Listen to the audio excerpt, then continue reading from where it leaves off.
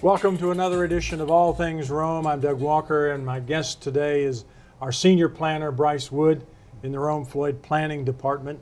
And Brice, I think probably one of the things I want to start with is just very simply, why plan? So when you start talking about communities and all that, there is no homeostasis. You're always either growing or you're shrinking. And of course, you always want to be growing. Community planning, it's supposed to be a community-involved process where the community as a whole looks at, we need to grow. How do we want to grow?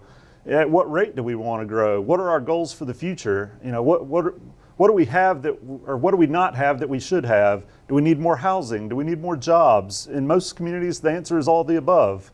We also take a look at, quality of life, environmental resource protection, education, healthcare, transportation. All these things come into your quality of life, your promotion of property values, all these type things. It's multifaceted. And of course, with planning, one of the major aspects of planning is zoning. Absolutely. And of course, right now, Rome and Floyd County are involved in a complete rewrite of the Unified Land Development Code. Tell us a little bit about why that happened or how that happened. So zoning is, your land use regulations. They should typically be updated about every 10 years. We've had the uldc for 20 years now, with no major changes to it. It's time. Think about how much the world has evolved since the uldc was written. I mean, that was pre 9/11. That was pre housing crisis. That was pre, the pre.com burst. I mean, the world has changed, and even the economy has changed exponentially.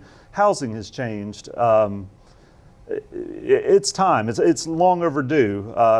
This is an exciting time. I think we have a bright future ahead, and I feel like we need a document that pushes us towards the future that we're capable of. And we have a group out of Franklin, Tennessee, Town Planning and Urban Design Collaborative that is helping rewrite that ULDC.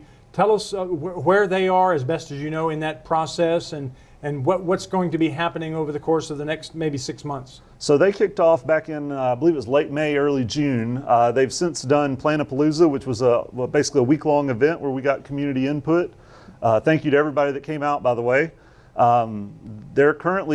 They've been around town taking measurements, examining road classifications, you name it, looking at the neighborhoods that we, the community, decided that we love. And they are currently producing, almost finished producing, a rough draft of the document for city and county staff and elected officials to review. And we anticipate some point in December we'll have something better that we can look at. I got a sneak peek of the future zoning map the other day. It shows tremendous potential, I believe. Well, one of the things that really stuck out to me as I attended some of those meetings, didn't get a chance obviously to attend all of them, was the lead planner for that agency, and his name escapes me. Brian. Brian.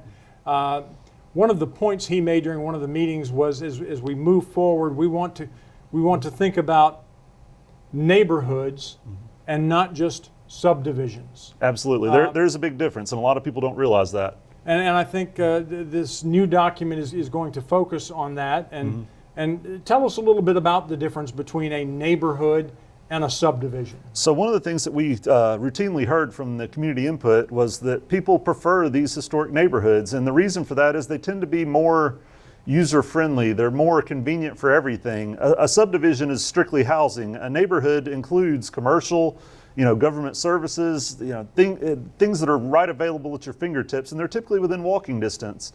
Between the Rivers is a great example. South Rome is a great example. North Rome is a great example. They all have shops, they have retail, they have government services, doctors' offices, banks, you name it. The places that you go on a regular basis, they're just within a convenient, typically walkable distance.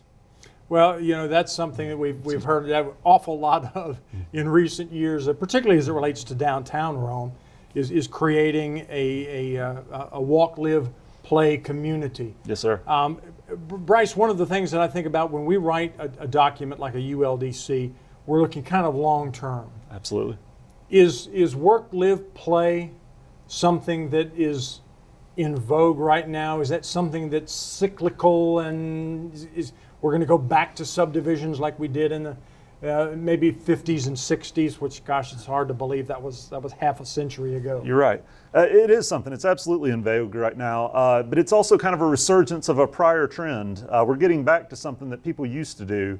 And of course, the economy always goes in cycles, and housing and everything is. Right now, that pendulum is swinging back towards condensed, smaller living, more convenient living, more sustainable living, and I feel like that's a great direction to head. All right, well, among your other responsibilities in the planning department, of course, is some of the historic planning. And I know Brittany Griffin that you work with is probably more the historic planner, but I know you're in on most of those meetings. The HPC in Rome probably catches as much heat as any government organization in the city. Talk to us about the importance of the HPC and what some of the things that are going on right now. Like, I know we've got a resource survey underway in the Between the Rivers District. So the HPC is the Historic Preservation Commission, and that is spearheaded by Brittany Griffin, our historic preservation planner, and she is a much greater wealth of knowledge than I will ever be. She's forgotten more than I'll learn, probably. You're correct. HPC does have a bad reputation, and they do in almost every city. I'm sure you've all commonly heard the phrase the hysterical committee or whatever, or hysterical preservation committee.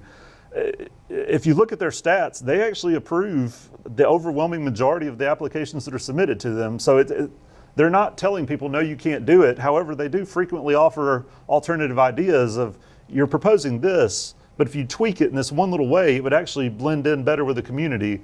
So they're actually great to work with, and they're probably, out of all our committees in the city, they're probably one of the more capable. I mean, everybody on that committee is either a builder, an architect, a historian. Some of them have done multiple or have worked on multiple properties in the various districts or multiple historic properties. It's actually a great committee. Well, one of the things that I think that I have found interesting in recent months with the HPC has to do with paint. The HPC, as I understand it, does not regulate paint color. That's correct. They're not allowed to. But if you are in a historic building, a designated historic building in a designated historic district, and it has never been painted. So if it's brick. If it's brick. If it's never been painted, if it's original brick, you can't paint it unless you come to the HPC. Is that right? That is absolutely correct. And that is a common thing, a common application that they get on a semi-regular basis. And the reason for that, a lot of people think that they're trying to dictate paint color. The reason behind that is actually more scientific. So historically, brick is not made of the same thing that brick is made of now. And the way that paint adheres to it and the way that paint interacts with the brick is much different than with modern day brick. It can have a devastating effect on the building. And one of the amazing things that I love, if you look at any building on Broad Street, they've had work to them done over the years, and many of them have 3 and 4 different time periods of brick on them. And so how that paint reacts to the brick in one place will be very different than how it reacts in another corner of the building. But if a building has been painted, a brick building has been painted in years gone by, it can be painted. It can be repainted. It absolutely can, yes, sir. So that's one of the really interesting things, nuances, I guess, in the historic code that I think we've seen some in recent weeks and months. We've seen a couple of examples. One of the other things that just came up in the last month that I understand, we have 5 historic districts in the city? We do, yes, sir. And there is a chance for an addition, a 6th district in the future? So we have 5 local historic districts. Brittany does have plans to create additional districts at the federal level, but that is an entirely different animal. At the local level, they do dictate, or you do apply for approval to make changes to the exterior of the building. That's not the case at the federal level. At the federal level, it's actually a wonderful thing. It just opens you up to, historic tax credits, grant opportunities. It's an opportunity to revitalize areas that may be a little more downtrodden or may have suffered some neglect. And specifically, we're talking about North Rome, which is an area that some of the residents of that community have really wanted the city to pay a little more attention to in recent years. It's gotten a little bit of press and publicity.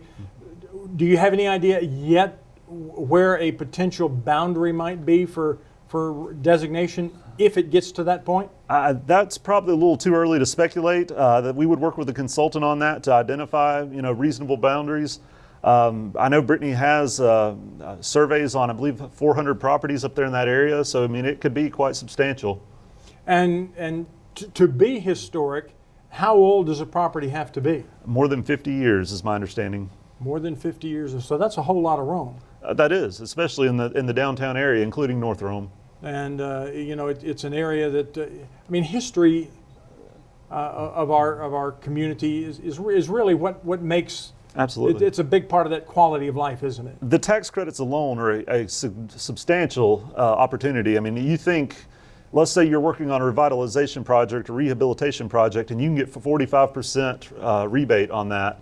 I mean, that's almost 50% of your project cost right there. So, I mean, that can make a huge difference in the revitalization of a historic building. And of course, getting grants for historical. I mean, absolutely. The Broad Street area, I think, has benefited from, close to $20 million in grants over the last 3 decades, perhaps. We know Broad Street is the tree-lined street, but some people are actually still old enough to remember before it was. And I mean, it had a huge revitalization effect on, the economy of downtown. So. Yeah, it's made a big difference. Well, let me come back to sort of wrap things up on the ULDC. We expect to have a document that will be reviewed by staff sometime perhaps as early as December. Mm-hmm. Will there be additional opportunity for public input? Absolutely. We do have to open it up and put it out and available for the public to review. And honestly, it would be very wise to. I mean, if you own property in town, what your property is going to be zoned now versus potentially in the future, you should absolutely be interested in that. And we encourage you to come call and take a look at it, ask questions. We would love to talk to you. It's a very important thing. And it's something that probably won't be ready for adoption until midsummer, maybe? Or I would say probably May or June. I would think that'd be about right. And do we think that this will actually reduce the number of zoning districts? I think that's one thing that can be convoluted to folks. You've got heavy industrial, you've got light industrial, you've got urban mixed use, you've got this residential and that residential. Will it be a simplified code, you think? It absolutely will be easier to follow. As a matter of fact, we've looked at several of the other codes that this firm has produced, and if nothing else, there's hyperlinks in it. So if you're interested in fences or parking or setbacks, you go to your zoning district, and it'll have a hyperlink that'll take you to all the different things that are relevant to that zoning district. And so, I mean, it's a lot easier to just click on the link rather than, well, let me thumb over here 10 pages back, and then I got to go over here to, Article 4, and then I'm going to go to Article 8 to look at, parking, and, it should be a much more user-friendly document. It's going to have a lot more illustrations and, graphics and whatnot as well. Something that'll be easier to understand. Absolutely. The current document reads a lot like a scientific report, and if you're not an architect or an engineer, it can be tough to review, and it's not laid out well either. And it will be development friendly? It absolutely will be. I think you'll see a great deal of new opportunities that we haven't had in the past. All right. Well, Brice, thank you much for being with us and enlightening folks on community planning and the status of the upgrade to the Unified Land Development Code. We appreciate you being with us. Thank you for having me. And thank you for being with us.